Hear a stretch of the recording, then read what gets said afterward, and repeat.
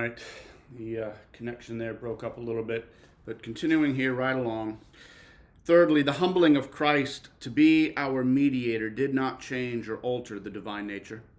Eutyches and those that followed him taught that the two natures of Christ, the divine and the human, were mixed and compounded, as it were, into one. But this could not happen without the divine nature being altered, for it would be made to be essentially what it was not, for one nature has but one and the same essence.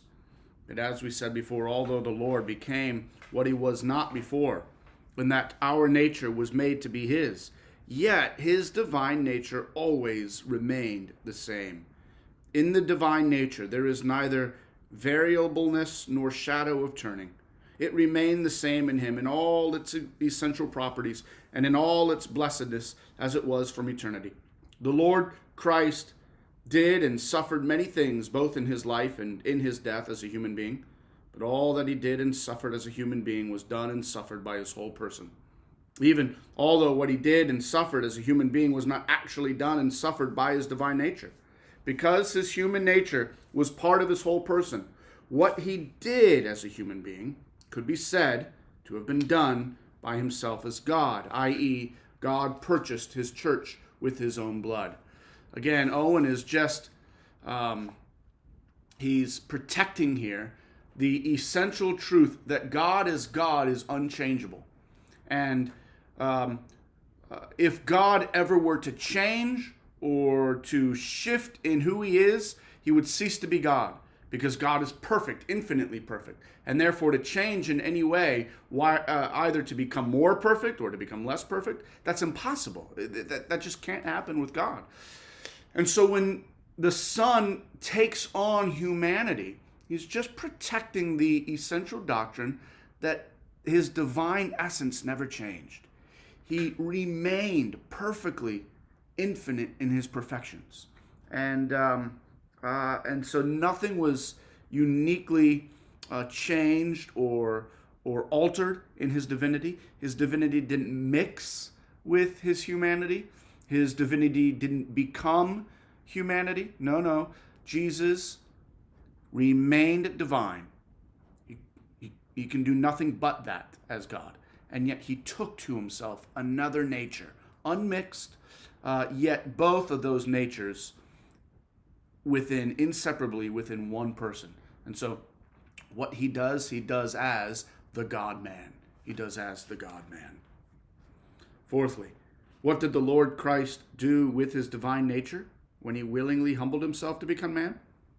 Paul tells us, Philippians 2, 7 through 8, that he humbled himself and made himself of no reputation.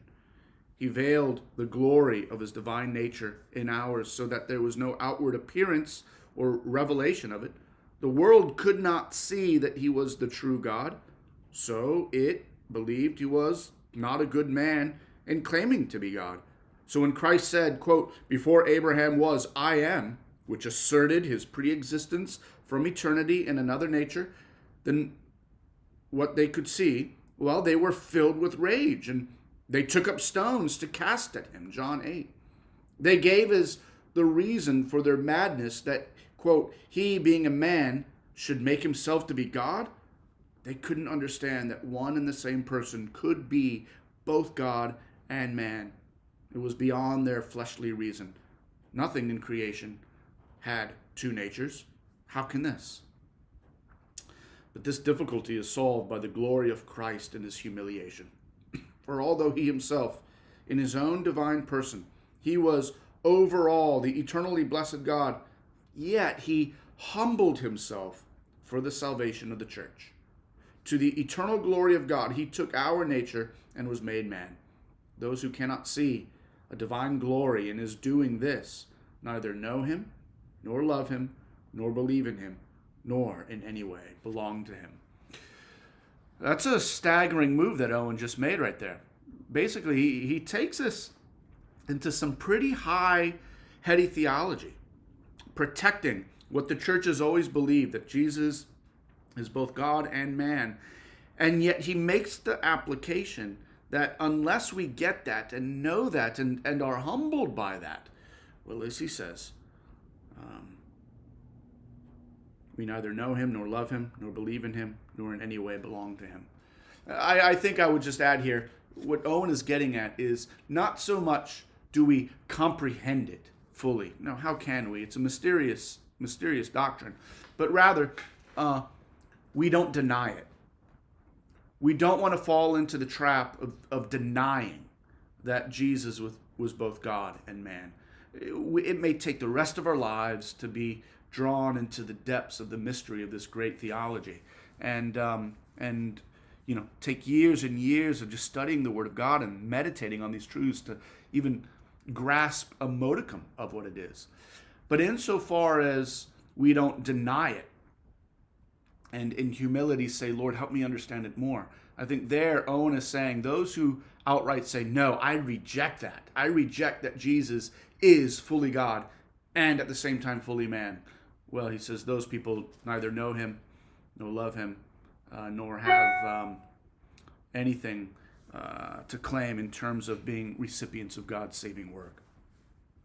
This difficulty is solved by the glory of Christ in his humiliation.